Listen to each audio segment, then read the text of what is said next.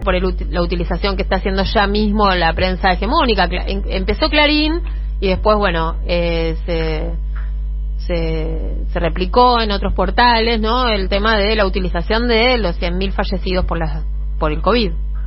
Sí, era de esperar, digamos, ¿no? Este tratamiento, porque han sido así los medios,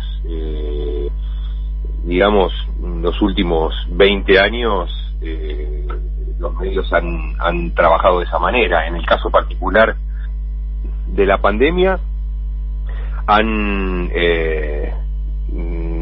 ido en contra de todas las medidas sanitarias del gobierno desde el minuto uno.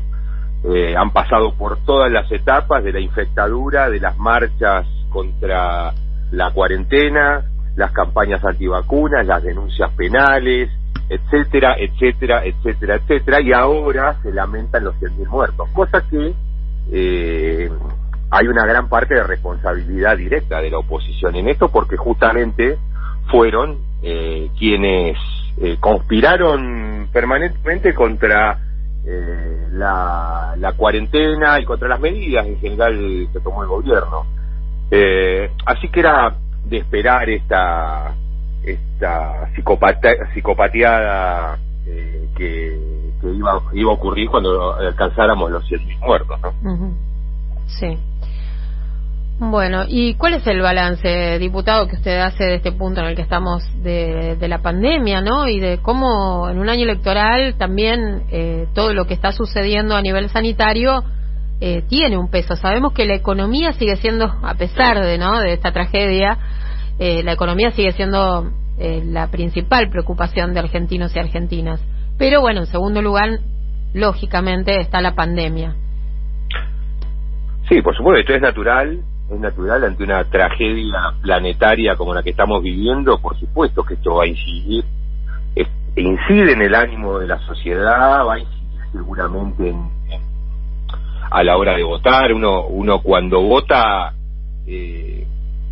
digamos que pone en juego emociones distintas, ¿no? Y los que no están en política, los argentinos y argentinas que se dedican a trabajar, la verdad que tampoco le podemos echar la culpa de que hayan sido de alguna manera hayan caído en la trampa de los grandes medios, o que vayan a caer en la trampa de los grandes medios. Pero yo creo que se va a valorar lo que hizo el gobierno, porque nosotros tenemos que poner en valor lo que las decisiones del presidente en relación con lo que ha pasado en el resto del mundo. Es decir, hoy ningún país del mundo puede decir, salvo alguna excepción, pero que no puede compararse con Argentina, pues son países, son islas chiquitas, manejables, en donde prácticamente hoy hay pandemia cero, qué sé yo, Singapur, ese tipo de cosas. Pero después todos los países del mundo tienen enormes problemas para afrontar la pandemia.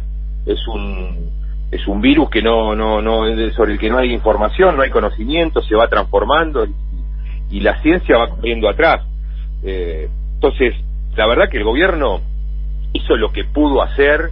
Me parece que fue muy serio su gestión, por supuesto con un montón de errores, como todo el mundo, porque nadie sabe de esto. Todos estamos aprendiendo, y fundamentalmente los gobiernos. Entonces, nosotros lo que tenemos que tratar en la campaña, demostrar esto, digamos, demostrar lo difícil que fue gestionar la pandemia, demostrar los esfuerzos enormes que hizo el Estado argentino, la comparación con otros países. Tenemos que jugar fuertemente a eso en términos de comunicación de pandemia. Uh-huh. La otra parte de la campaña tiene que ser una política de ingresos en la clase media baja y trabajadora, y los sectores más vulnerables, que también generen un cambio de expectativas en materia económica, que, como decís vos, sigue siendo la principal preocupación de los argentinos, con razón.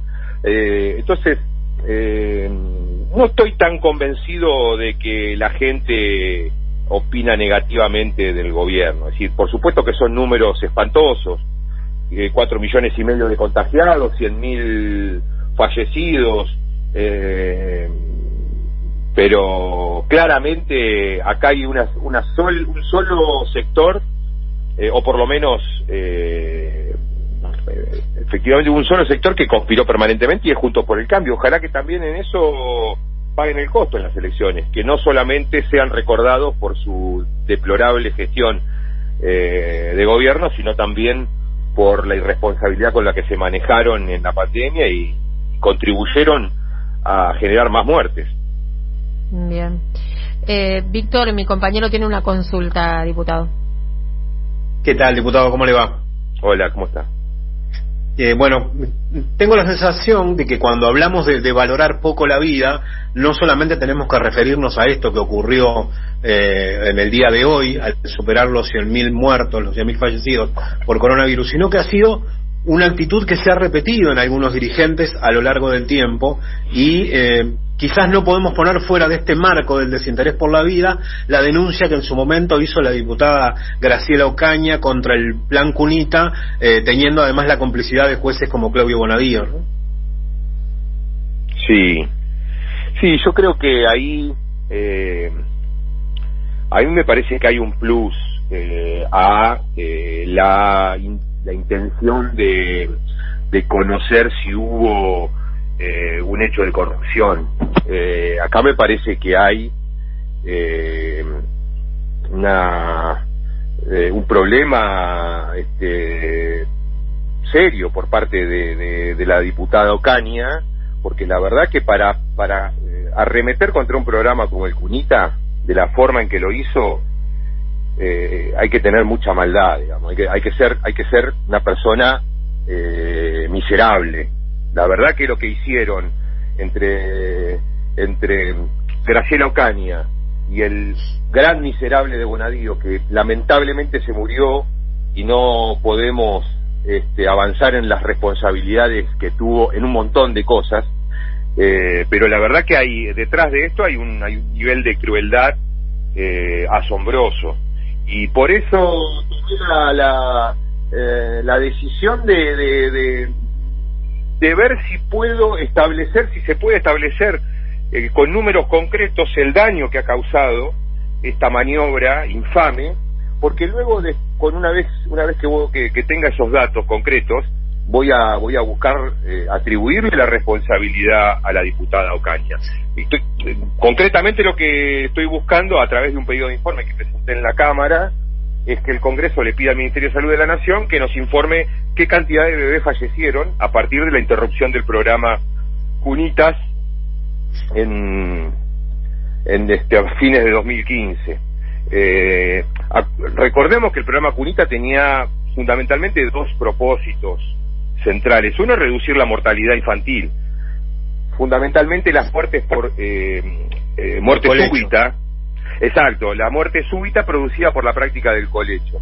Y el otro propósito era claramente el programa era un instrumento de igualdad, digamos, ¿no? O sea, le suministraba a una familia de extrema vulnerabilidad un Ajuar, un Moisés, una serie de elementos que le hacían indudablemente mejor la vida al bebé.